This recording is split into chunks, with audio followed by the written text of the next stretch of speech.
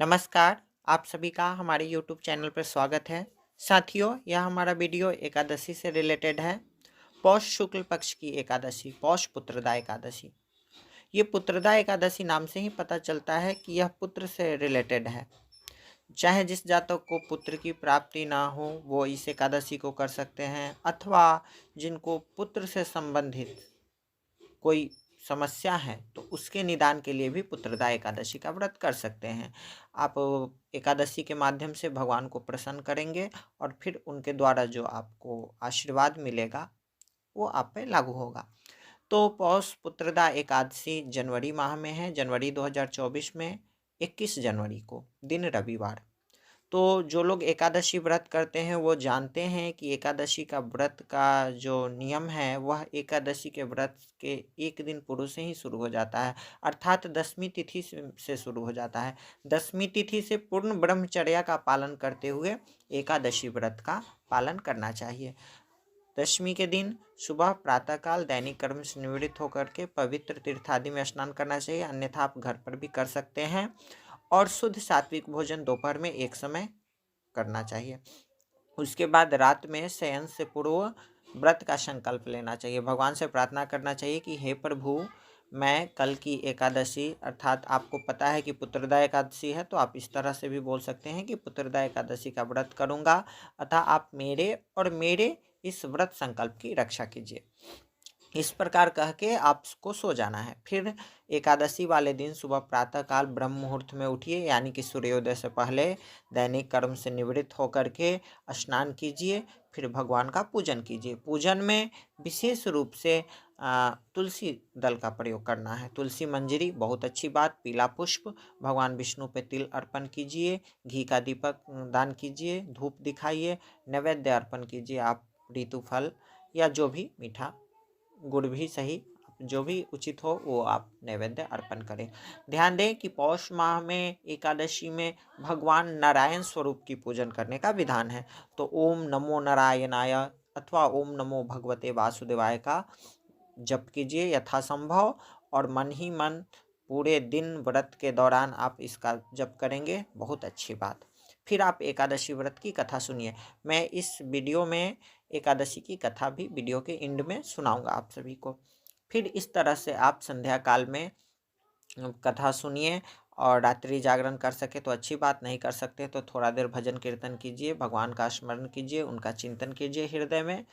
और उसके बाद दीपदान भी संध्या काल में आपको एकादशी वाले दिन करना चाहिए। इससे पितरों को तृप्ति मिलती है, पितरों का उद्धार होता है और आत्म कल्याण भी होता है। यही लोक से लेकर के परलोक तक सार्थक होता है। दीपदान की एक विशेष बात यह है कि दीपदान करने से तेज में भी वृद्धि होती है, यश की प्राप्ति होती है। तो आप एकादशी वाले दिन दीप का दान तो अवश्य ही करें, इसमें कोई कंप्रोमाइज नहीं करना है आपको। फिर तुलसी के मूल में आपको भी संध्या काल में दीपदान करनी चाहिए। तुलसी की 11 परिक्रमा करना चाहिए। इससे आपके घर में सुख शांति समृद्धि का वास होता है। तो आपको इन सभी छोटे मोटे उपाय को करने हैं। ये छोटे तो उपाय नहीं है, बहुत बड़े हैं, पर आपके इसमें समय कम लगेंगे। इस प्रकार से आपको व्रत करनी है।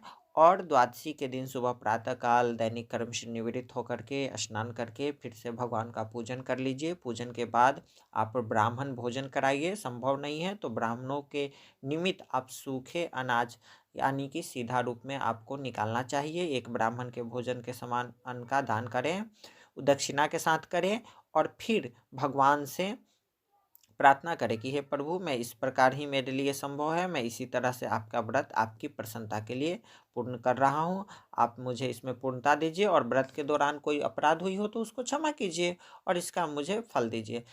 फल की बात करें तो एकादशी में निस्वार्थ भावना होनी चाहिए, यह ज़्यादा फलित होता है। सूर्य नारायण का आपको दर्शन करना चाहिए। सूर्य नारायण के दर्शन से व्रत के दौरान जो भी अपराध होते हैं वो क्षम्य हो जाते हैं। तो उनसे भी प्रार्थना कर लीजिए, और फिर आप तुलसी गंगा जल से आप एकादशी व्रत का पारण कीजिए, और फिर सात्विक भोजन आप ग्रहण कीजिए। इस प्रकार से द्वादशी को भी पूर्ण ब्रह्मचर्या में रह करके एकादशी व्रत को पूर्ण कीजिए। इससे आपको अक्षय पुण्य की प्राप्ति होगी, पुरुषार्थ प्राप्ति होगी, काम अर्थ धर्म मोक्ष। तो एकादशी व्रत समस्त पापों का नाश करने वाला और पुरुषार्थ को देने वाला है। अक्षय पुण्य को देता है। तो सभी प्राणी मात्र को एकादशी का व्रत अवश्य ही करना चाहिए। चलिए पुत्रदा एकादशी की कथा सुननी चाहिए। पौष शुक्ल एकादशी का नाम पुत्रदा एकादशी है। यह समस्त मनोरथों को पूर्ण करने वाली एवं समस्त सिद्धियों को देने वाली है। इसके अधिपति स्वयं नारायण है। इस चराचर संसार में इसके समान फल देने वाला दूसरा कोई व्रत नहीं है। इसके प्रसाद से मनुष्य पुत्रवान, विद्वान, कीर्तिमान, लक्ष्मीवान और यशस्वी होता है। पूर्व काल में एक राजा अपनी स्त्री सहित पुत्र न होने के कारण अत्यंत ही दुखी था। इसके आगे हमने कौन पिंडदान देगा, उनको यह चिंता थी कि अब आगे मुझे कौन पिंडदान देगा। इधर राजा को पुत्रेक्षा की तरह से दिनों दिन निराशा ही निराशा दिखाई दे रही थी, क्योंकि उनको पुत्र की प्राप्ति नहीं थी। राजा ने यह निश्चय किया कि अब मेरा शरीर धारण किए रहना व्यर्थ ही है, किसी प्रकार इस शरीर को त्याग देना ही श्रेयस्कर है। परंतु आत्मघात करना महान पाप होता है। इस प्रकार के विचारों में पड़कर के वह एक दिन चुपचाप अकेले घोड़े पर सवार हो वन की ओर चल दिए। घूमते घूमते उसे बहुत से ऋषि मुनि वहां पूजन और ध्यान में मग्न दिखाई दिए। वहां प्रवेश करते ही राजा के दक्षिण नेत्र और बाहु जो है फड़कने लगे और मन में एक प्रकार का उत्साह सा प्रतीत हुआ। राजा ने घोड़े से उतरा और घोड़े को एक वृक्ष के सहारे बांध दिया और ऋषि मुनियों के पास जाकर अलग अलग प्रदक्षिणा और प्रणाम इत्यादि किया।